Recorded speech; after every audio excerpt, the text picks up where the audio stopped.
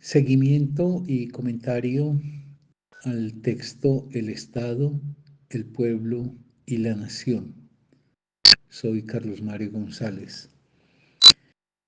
Después de habernos detenido ante la pregunta ¿qué es la política?, procedamos a continuación a avanzar en dirección a tres conceptos que son distintos, aunque establecen una relación entre ellos.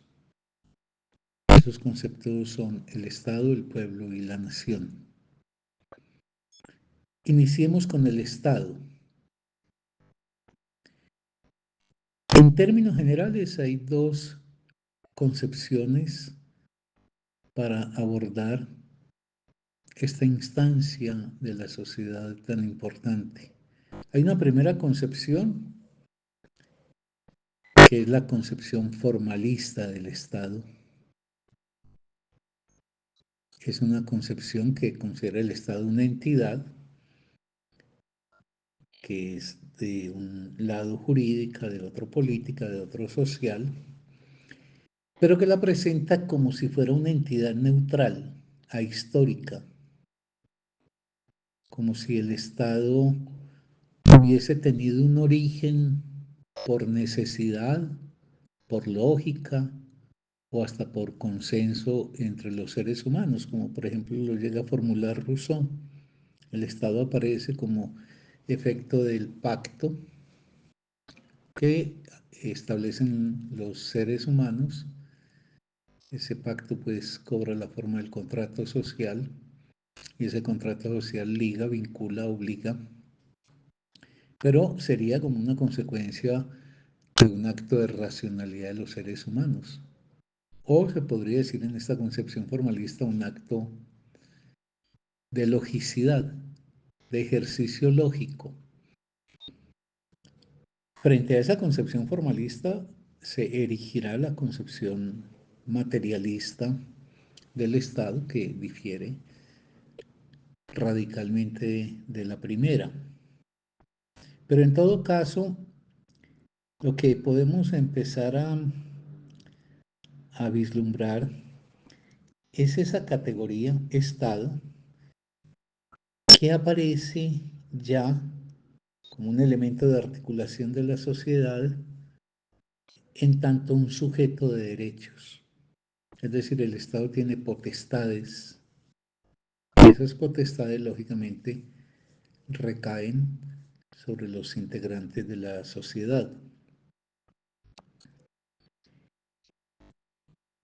Hay un defecto, mencionémoslo de paso, volveremos a ello más tarde, en esta mirada formalista, y es que carece de un análisis que permita la perspectiva histórica de constitución del Estado, es decir, el Estado como fruto de lo que acaece en la historia.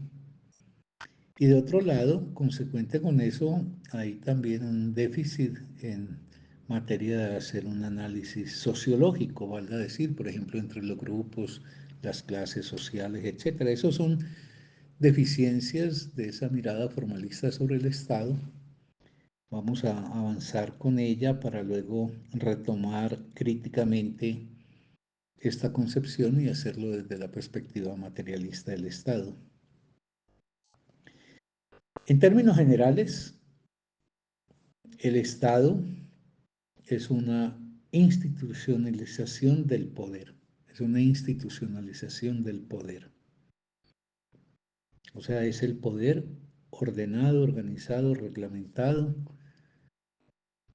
al que se le trazan derechos de intervención, también prohibiciones. Es una institucionalización de la capacidad coercitiva. El poder, en última instancia, es una fuerza coercitiva. También puede haber una faceta creativa del poder, pero no viene ahora al caso de detenernos en eso, sino plantear que esa capacidad de coerción que tiene el poder y que está al servicio del Estado permite una organización de la sociedad en donde la instauración de la ley, avalada por la fuerza del Estado, organiza las cosas, justa o injustamente, pero le pone un orden a las cosas y en ese sentido configura un orden legal. El ordenamiento legal no quiere decir el ordenamiento justo o el ordenamiento válido, quiere decir es el existente, el que ha sido posible que resulte en esas condiciones históricas y sociales precisas. Ha sido siempre un ideal que el Estado, en tanto fuerza legal organizada, monopolice el derecho a la violencia, es decir, a la aplicación de esa fuerza. Digamos también, y esto suele pasarlo por alto el análisis o el concepto formalista del Estado, que la instauración del Estado y su vigencia no es un asunto neutral frente a todos los componentes de la sociedad. En general, ningún orden social es neutral. Todo orden social y todo orden en ese sentido que configura el Estado tiene como misión reproducir las condiciones de existencia de lo que está dado. Ese orden, esa fuerza coactiva, no es un orden acordado y contratado, ya lo dije, por una decisión libre y voluntaria de toda la sociedad. No es que los seres humanos vivían en un estado de barbarie y un día se sentaron, conversaron, acordaron y decidieron, vamos a instaurar el Estado como una fuerza coerciva que permita entonces que no nos matemos entre nosotros porque existe una negativa por parte del Estado cuya infracción se penaliza. No, las cosas no suceden así. En general, los grandes acontecimientos de la vida humana no son asuntos que se acordaron en un diálogo, sino que han sido resultado de la resultante de fuerzas, de las fuerzas que han intervenido en la sociedad, contraponiéndose unas a otras, y es esa resultante lo que en un determinado momento da lugar a un tipo de Estado con unas capacidades, etc. En esa misma línea, quiero detenerme en un pequeño paréntesis para decir dos cosas sobre otra forma de organización social aledaña al Estado, pero distinta a este, y de la cual hablaré después más detenidamente, haciendo el seguimiento del análisis que ha planteado el texto, y es el concepto de nación. La nación atañe a una realidad social específica, a una realidad sociocultural bien delimitada, que no está restringida por el Estado o determinada por el Estado. El Estado puede coaccionar a la nación, pero no necesariamente el Estado puede negarla en el sentido de desconocerla. Y hay ahí algo importante para que se tenga en cuenta y es que el Estado y la nación o el Estado y las naciones pueden establecer relaciones muy diversas. Puede haber, por ejemplo, una nación que tenga un Estado o un Estado que comprenda una nación, pero se puede dar perfectamente el caso de que varias naciones estén integradas en un Estado. Como lo señala el texto con un ejemplo suyo, la antigua Yugoslavia comprendía la coexistencia al interior del Estado yugoslavo de cuatro naciones: la Serbia, la croata, la eslovenia y la macedonia. Y se puede dar lo otro, que una nación quede fracturada y repartida entre dos estados o más estados, como es el caso del pueblo vasco, de la nación vasca, que de un lado está bajo la égida del Estado español y de otro lado, pasando la frontera, del Estado francés.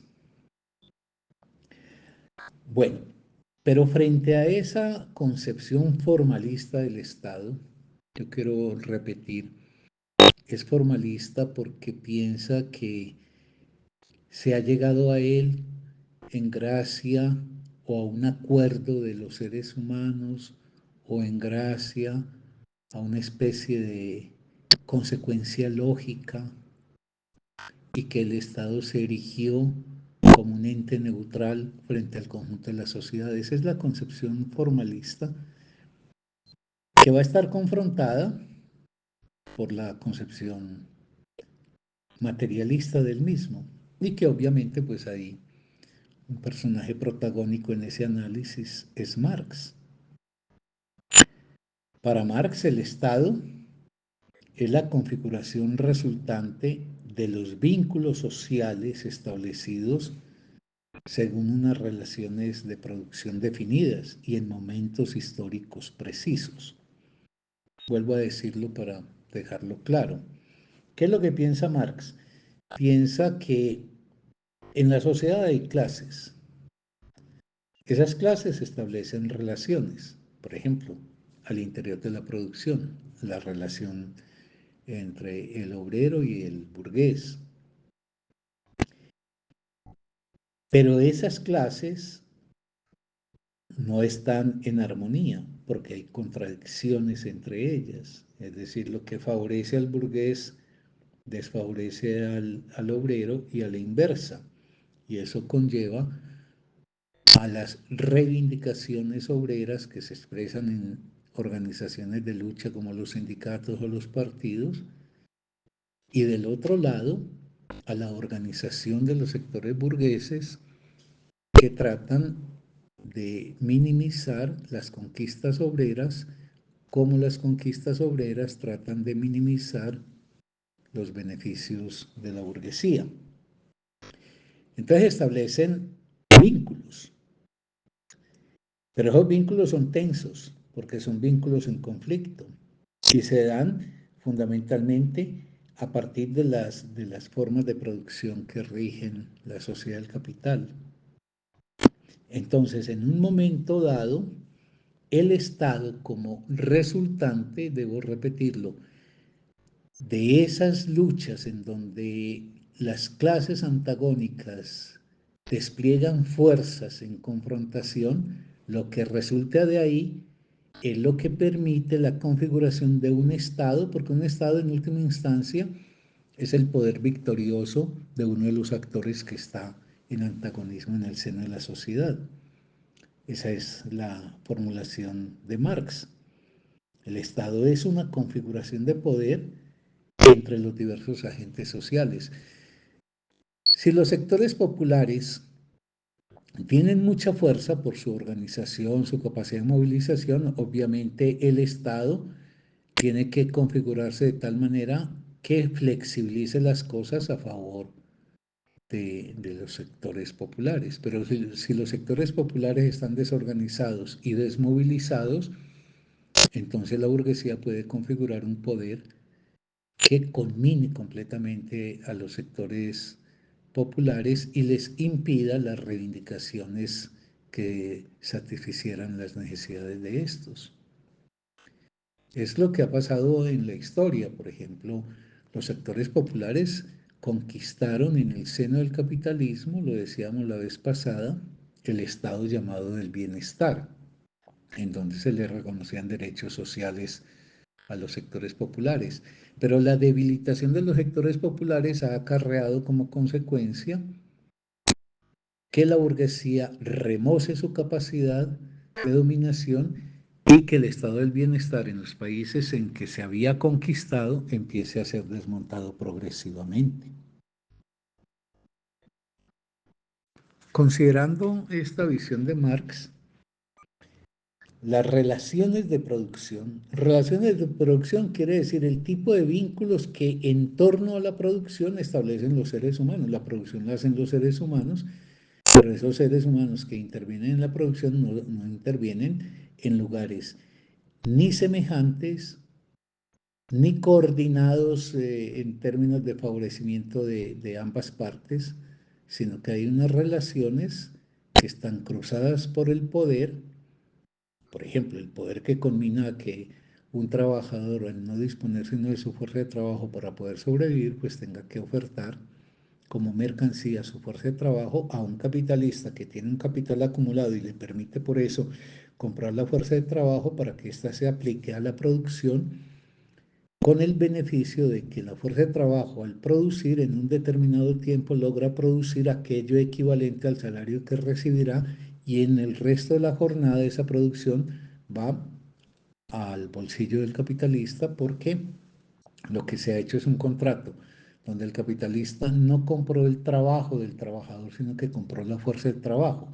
Pero como la fuerza de trabajo tiene la virtud de producir valor, en un determinado momento, cuando ya ha alcanzado a producir el valor correspondiente con el salario que percibe, la continuación de esa labor por parte del obrero permite el plusvalor, el valor de más, la plusvalía, que es lo que va a servir de fundamento a la acumulación creciente del capital.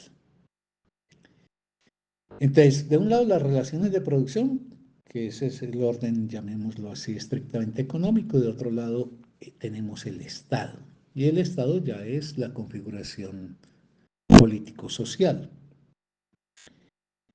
Por eso, en la perspectiva de esta concepción que tiene Marx y que tienen otros en torno al Estado, de eso que hemos dado en llamar pues materialista, hay una clara fundamentación social de la constitución del Estado. El Estado no cayó del cielo, el Estado no surgió espontáneamente, el Estado no es consecuencia de la buena voluntad de los seres humanos que decidieron un día ponerse de acuerdo. No, el Estado es lo que resulta como poder organizado de la lucha que se ha dado entre sectores sociales que tienen contradicciones, donde lo que termina presentándose como consecuencia de esa confrontación es lo que permitirá configurar un Estado que tendrá un más o menos de poder de coerción favorecedora de los intereses de los sectores dominantes,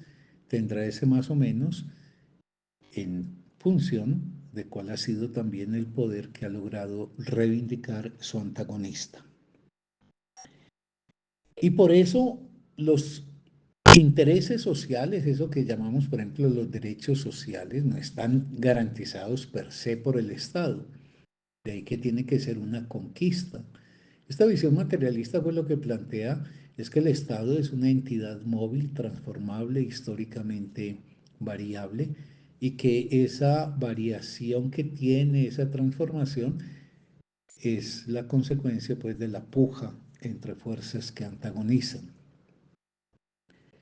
Y por eso para Marx el Estado es la expresión, la forma de organización política que se da en la sociedad civil, de una sociedad civil, repito, no homogénea, sino dividida por intereses distintos y muchas veces contrapuestos.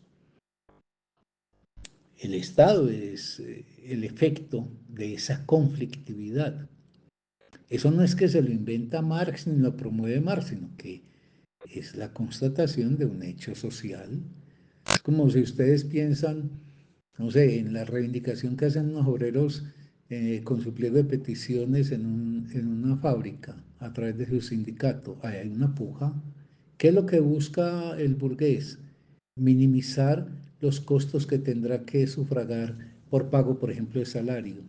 ¿Qué es lo que busca el asalariado? Pues que el salario se incremente para poder resolver mejor las condiciones de su vida. En esa puja En esa contraposición de intereses se forja una lucha que unas veces cobra solución rápida a través de una negociación y otras veces en lo que implica eso que a su vez fue una conquista de los mismos sectores asalariados y es el derecho a la huelga. El Estado es en ese sentido pues el que no solamente promueve la formación de las leyes, sino que con esas leyes él interviene porque esas leyes definen un determinado orden de la sociedad y entonces el Estado, con la fuerza que tiene, aplica esta allí donde considera que se está infringiendo la ley. Ahora, la ley se basa en la voluntad, pero no en la voluntad de toda la sociedad, sino en la voluntad de quienes detentan la hegemonía en el Estado. Por eso el Estado, a diferencia de lo que piensa la concepción formalista, no equivale al bien común. Esa es una idea que se repite mucho. El Estado como un cierto efecto del progreso, de la civilización y de la racionalidad, es un ente que vela por el bien común, por el bien de toda la sociedad. Eso es una ilusión. El Estado está sesgado. El Estado vela por los intereses específicos de quienes finalmente lo hegemonizan. Por eso, para uno poder entender un Estado específico, supongamos el Estado colombiano, hay que evaluar la formación social que lo sustenta. Que un Estado como el de Colombia se haya desmadrado como pasó, por ejemplo, en los últimos 20 años, pues del 22 para atrás, pues desde que estaba Uribe, ese desmadre, esa licitud con la cual los agentes del Estado violaron completamente, traspasaron completamente los términos legales de su comportamiento y de su conducta, tiene que ver con que no había fuerzas coartadoras que, por ejemplo, a partir de su propia expresión como fuerzas, cobraran manifestación legal en el Congreso, en fin, en los controles del ejército, la policía, etc. Repito, para entender un Estado hay que evaluar la formación social que lo sustenta. Y por eso, en la perspectiva de Marx, el Estado, que tiene un sello específico y no representa el bien de toda la sociedad, sino que esencialmente defiende unos intereses y sostiene los intereses menguados de los sectores, digámoslo, desfavorecidos, oprimidos, explotados, como se quiera, pues está hablando del Estado burgués, hasta donde sean capaces los sectores populares de reivindicar o hasta donde necesiten los sectores dominantes, pues que la gente no muera de inanición, que la gente no muera de enfermedades continuas, entonces tienen que haber algunas formas de satisfacción de necesidades de los sectores populares.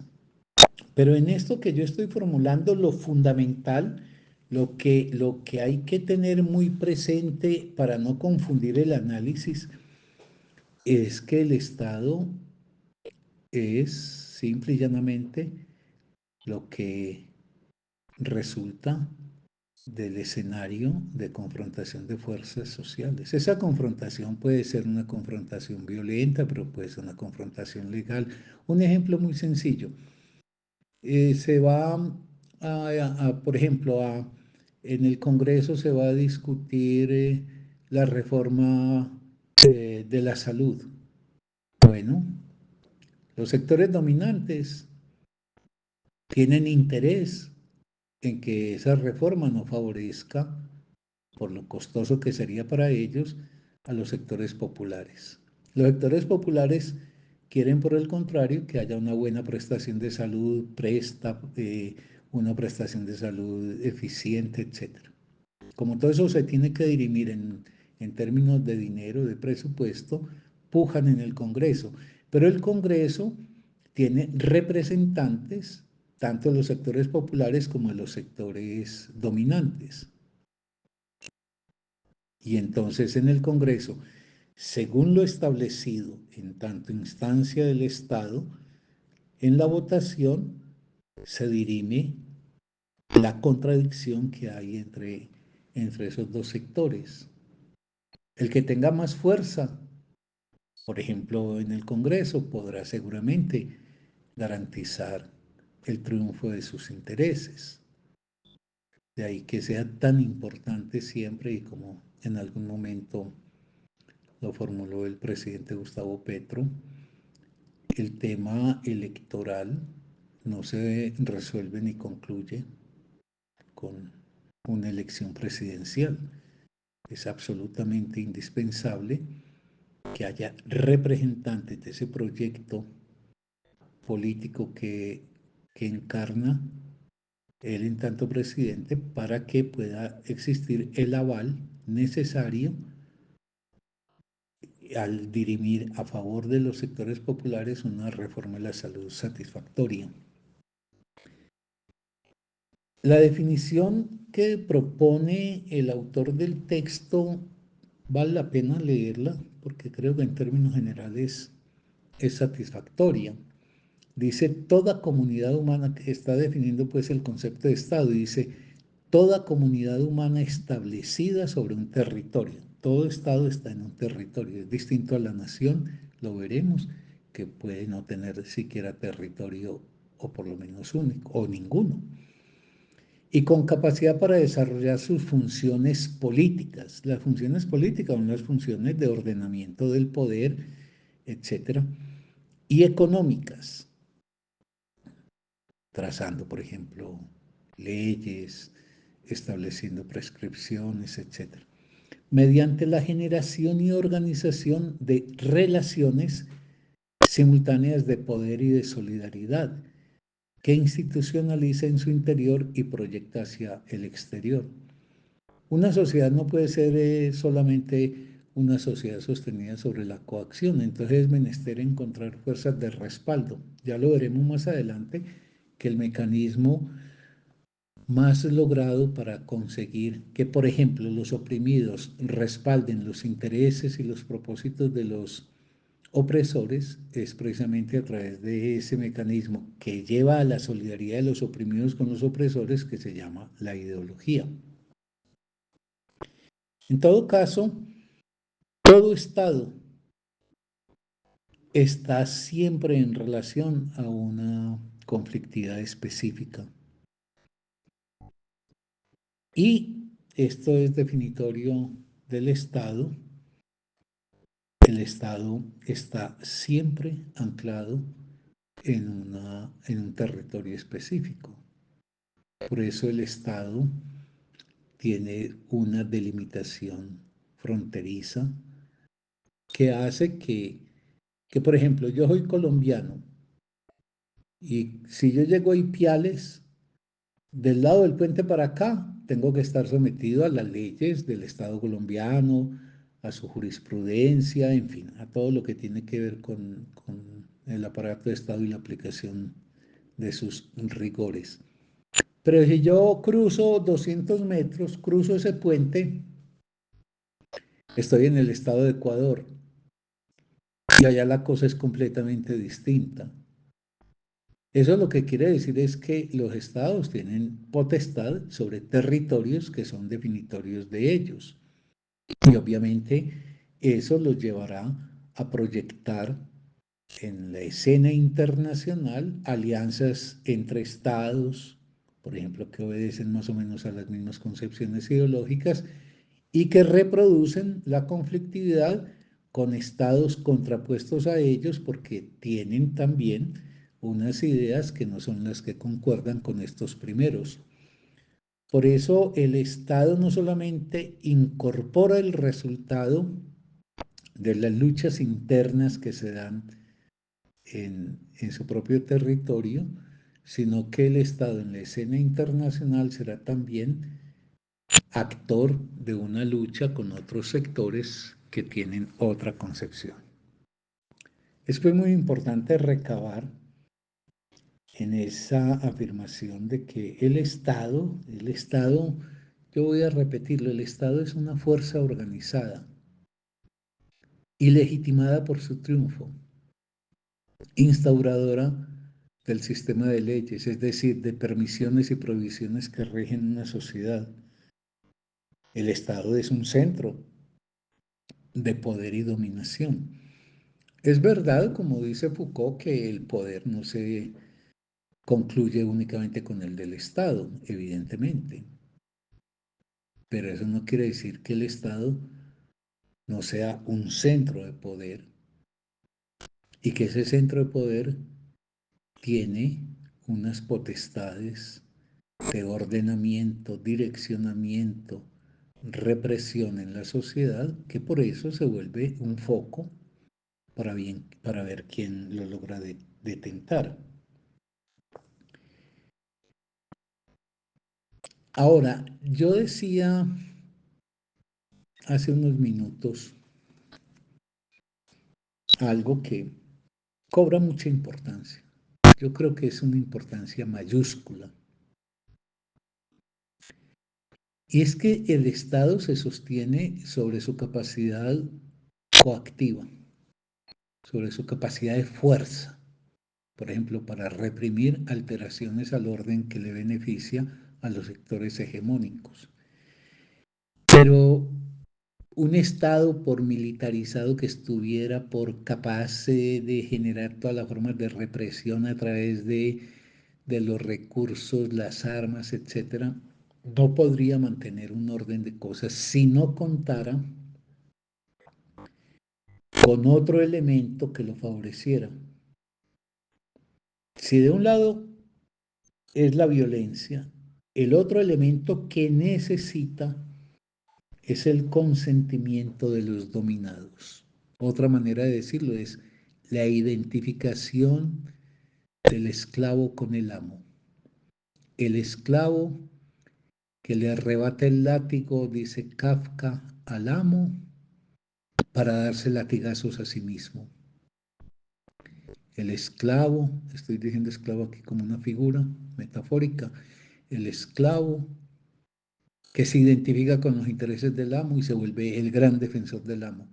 Eso, por ejemplo, es muy frecuente, pero un caso que puede venir fácilmente a la memoria es el de la Guerra de Secesión norteamericana, donde millares y millares de esclavos se negaban a que les quitaran las cadenas y lucharon en el ejército confederado contra el ejército de la Unión. Es decir, lucharon los esclavos a favor del triunfo de la esclavitud.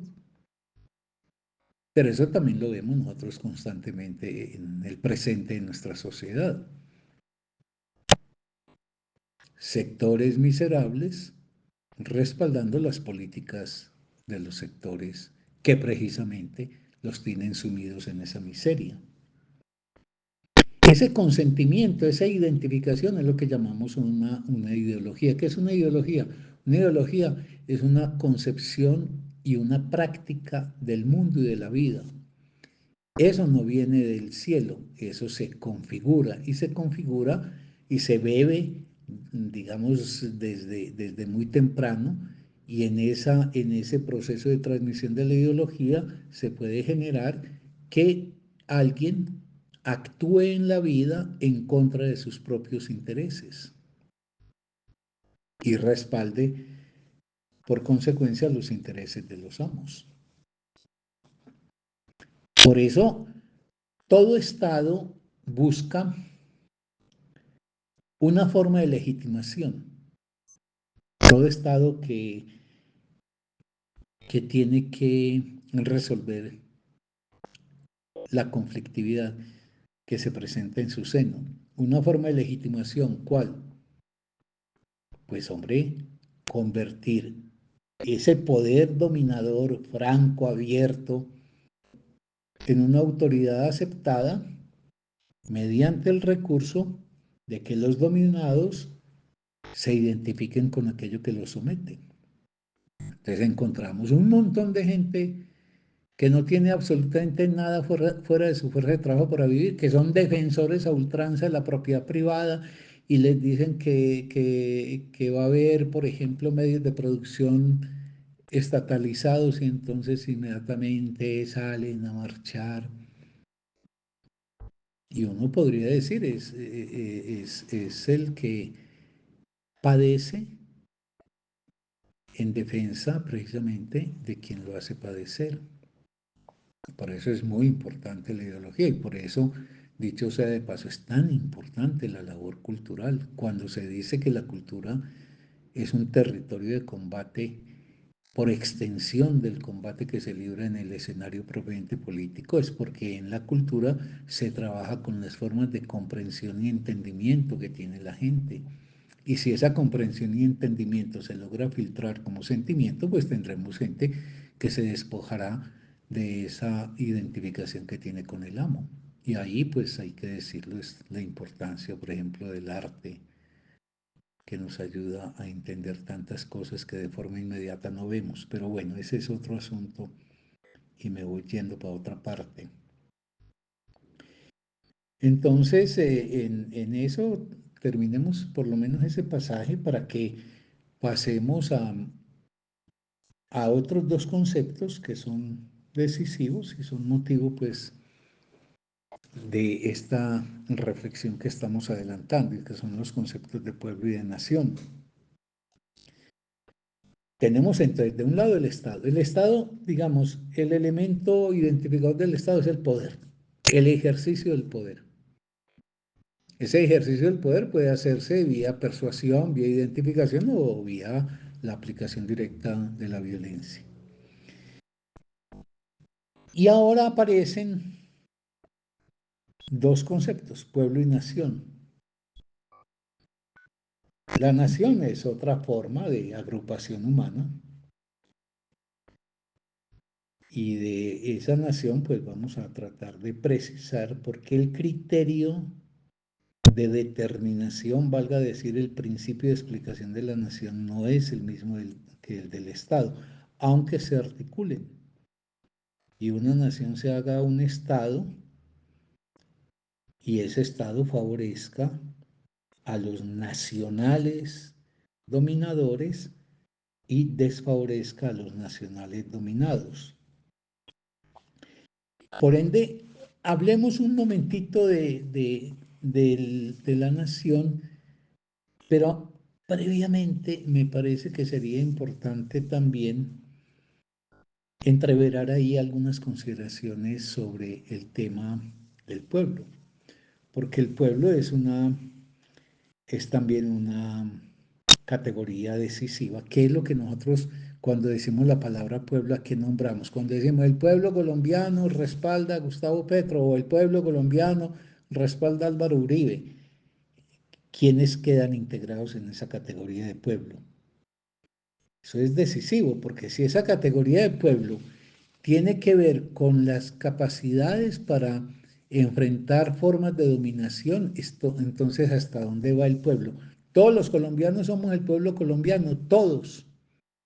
Julio Mario Santo Domingo, vos, yo.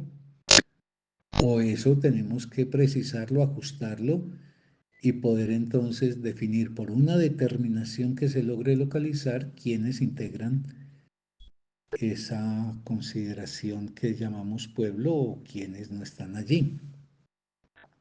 Hablemos del pueblo y después volvemos a la nación, porque la nación tiene otro criterio de definición. Es que cada una de esas tres categorías tiene un criterio distinto de definición. Ya dije, el Estado, el poder. Ahora veamos que el pueblo. Y en el desarrollo del texto que estoy presentando y comentando, se establece una proveniencia de la configuración o más que de la configuración, de la concepción del pueblo, una proveniencia de tres partes. La primera es que el pueblo es una categoría que empieza a cobrar importancia a partir de la Revolución Francesa. y que estaba sostenida desde ese borbotar revolucionario que fue 1789 y sobre todo el periodo posterior de los jacobinos, por dos ideas sustantivas, pero complementarias. Primero, ¿qué decía que era el pueblo, un revolucionario francés? Con esa palabra se nombraba a un otro con el cual yo estaba nivelado e igualado. Por eso en la Revolución Francesa los ciudadanos eran libres e iguales. Y no perdamos de vista que la revolución se ha levantado contra un mundo que era desigualitario por excelencia, como era el mundo representado pues por Luis XVI, el mundo del el mundo feudo-vallasático que se estaba ya desmoronando. Ese feudalismo que venía ya desmoronándose, lo que hace la Revolución Francesa es que le da el golpe de gracia, pero lo primero que acaece es que los revolucionarios franceses promueven una igualdad entre todas las personas que antes habían sido el objeto de la exclusión, de la opresión por parte del mundo feudal y de su Estado. Entonces configura ciudadanos que de un lado son libres, en el sentido de que ya no tienen ataduras de servidumbre, y de otro lado son iguales. Y esos ciudadanos integran una colectividad con unos límites históricos geográficos comunes. Esa comunidad será la nación y establecerán una organización política propia que es el Estado. Pero de otro lado, ya dije nación, Estado, de otro lado el pueblo en tanto realidad sociopolítica solamente va a poder existir si los seres que se integran allí se reconocen como miembros de una comunidad, en el sentido de que son comunes, es decir, hacemos parte de lo mismo y somos lo mismo.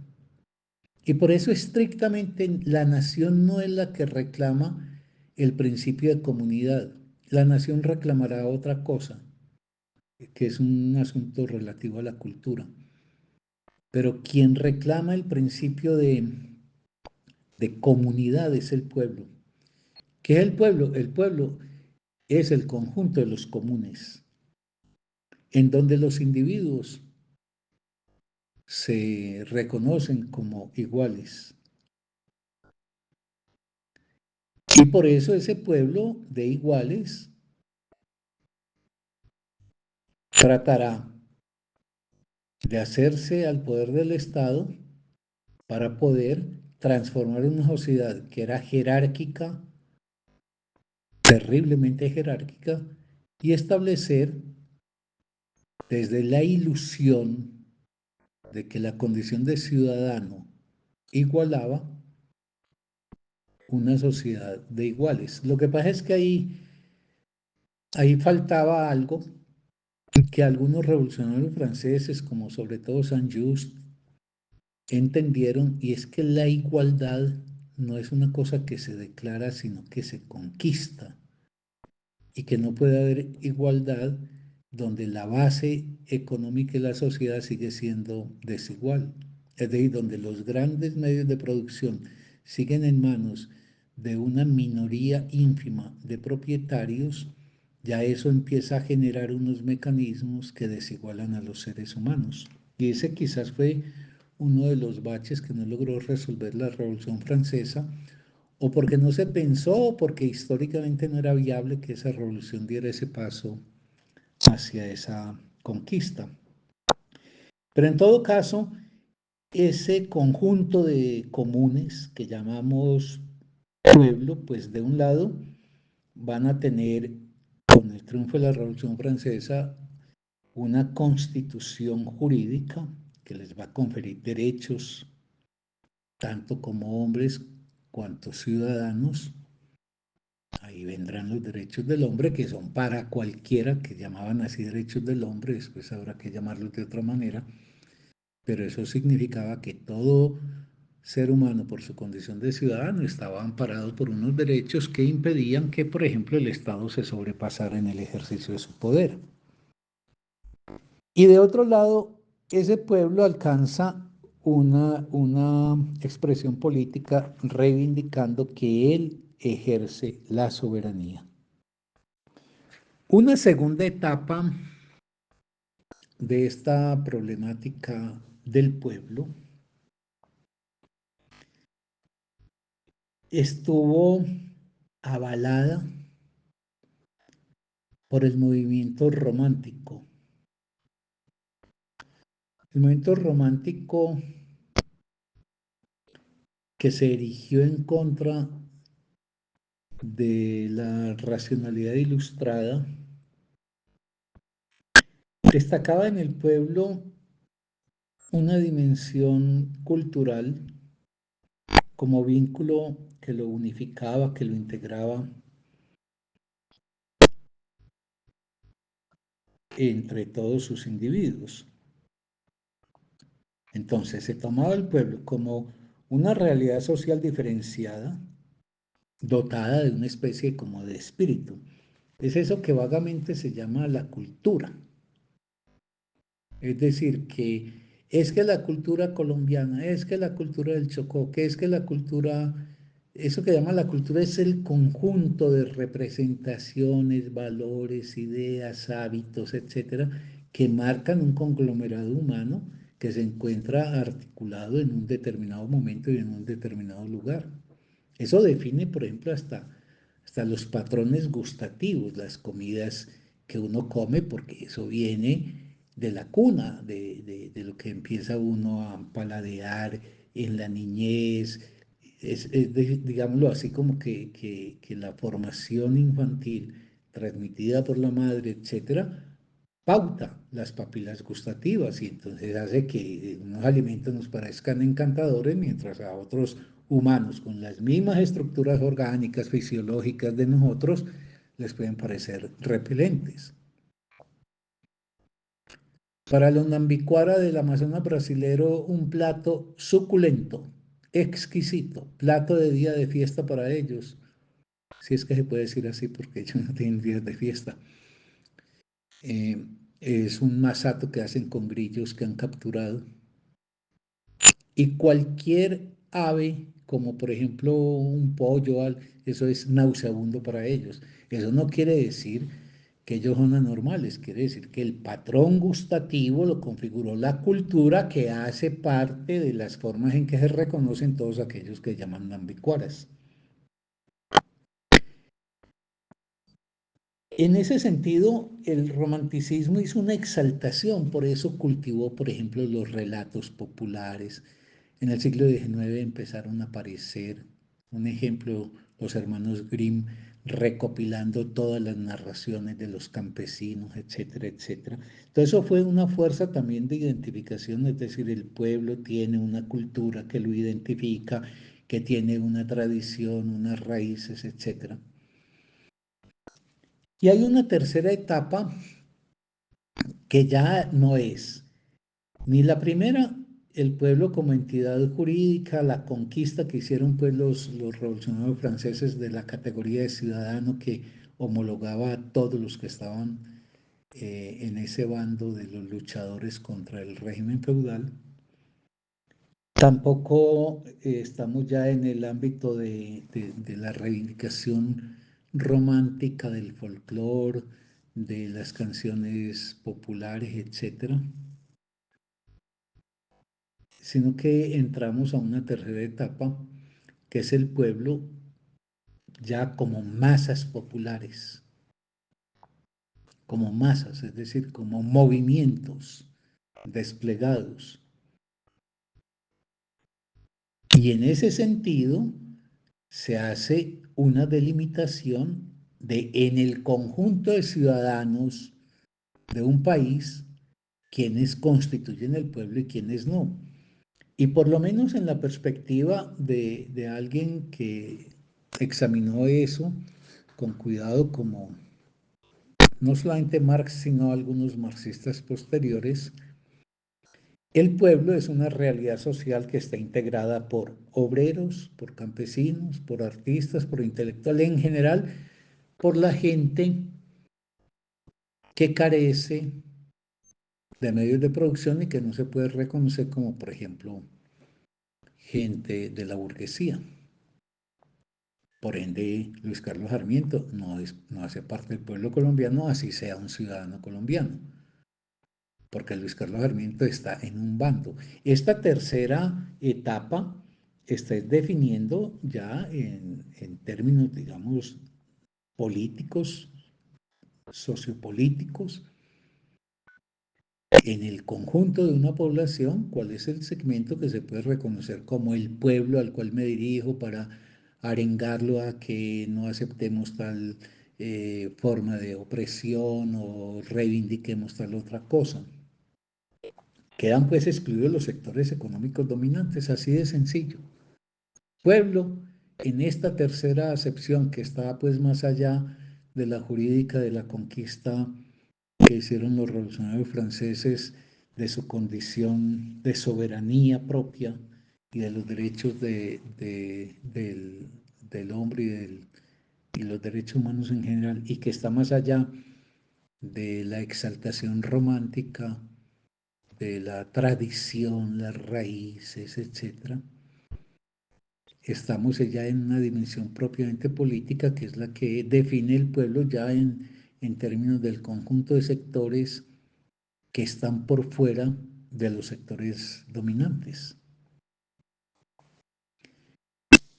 Para un pueblo, y voy a leer aquí un pasaje del texto que vengo comentando, un pueblo es aquel grupo social que ha desarrollado unos vínculos de agregación, es decir, que se ha juntado, unos vínculos de agregación colectiva entre sus miembros como resultado de su conciencia de identidad política común y de la actuación orientada a traducirla en una entidad estatal propia o independiente.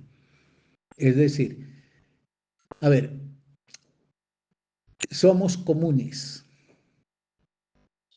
y en esa comunidad que nos constituye reconocemos como un factor que somos oprimidos, que por ejemplo, nosotros no tenemos dinero para pagar salud privada o universidad privada, etcétera, y que si las pagara tendría que dedicar ya el resto de mi vida a saldar esas deudas que contraería. Eso no le pasa pues a los hijos de los grandes burgueses que tienen toda la solvencia económica. Entonces, ese pueblo, como ese grupo social que acabo de ejemplificar, que se puede reconocer porque es que a vos te pasa lo que me pasa a mí en términos de que estamos en una carencia de condiciones materiales que nos inhibe, por ejemplo, resolver los temas de la salud, de la vejez, de la tierra, porque soy un campesino que no tiene tierra y tengo que ser un peón mal pagado. Entonces, todo eso como resultado de una identidad política en el sentido de nosotros somos dominados y tenemos entonces que confrontar a los dominadores. Esa confrontación no tiene que ser pues a sangre y fuego, ¿no? Una confrontación es, no sé, una huelga, una confrontación es una marcha de reivindicación, etcétera. Por eso, la categoría pueblo no se puede confundir con la población o con el poblamiento de un país. Es un grupo social organizado, en el sentido, pues organizado, en el sentido de que está conjuntado, que dispone de una conciencia política propia, como esa, por ejemplo, es que la gente que sale a la marcha a reivindicar la reforma de la salud, no es la gran burguesía, sale la gente que precisamente tiene grandes problemas con la salud por su precariedad material y económica. Y, ese pueblo pues intenta consolidar los beneficios por los que pugna, tratando de que eso se cristalice en el Estado, ya sea cuando se hace una revolución transformando la hegemonía del Estado y cuando se trata de una reivindicación o una reforma, pues amparándose en conseguir leyes, etcétera, que avalen los intereses suyos. Pero en ese sentido, igual que para la nación, el territorio como territorio geográfico no es imprescindible, cosa que sí lo será, por ejemplo, y lo he dicho ya anteriormente, sí lo es en términos de lo que es propiamente el Estado. Y ahora hablemos de la nación para ir como buscando no alargar demasiado esta presentación, que el único propósito de estas presentaciones es bregar a ofrecer, si soy capaz, algunos elementos que clarifiquen para quienes lo quieran y lo requieran las lecturas que estamos haciendo en la Escuela Política de Formación Ciudadana. ¿Qué es la nación?